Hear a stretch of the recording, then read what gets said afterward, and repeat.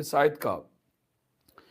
یا ایہا الرسول بلغ ما انزل الیک من ربک فإن لم تفعل فما بلغت رسالتہ واللہ یعصمک من الناس۔ یہ آیت پڑھنے کے بعد واللہ یعصمک من الناس،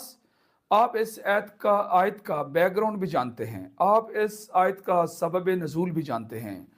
آپ اس کے اندر جو واقعات ہیں وہ بھی جانتے ہیں، اور واللہ یعصمک من الناس اس کے معنی اور اس کی روح کو بھی جانتے ہیں کہ یہ خوف کو یہ ایسے اتار دیتا ہے جیسے ایک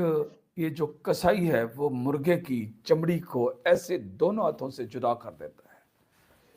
جی بھائی ایسے ہی ہے نا۔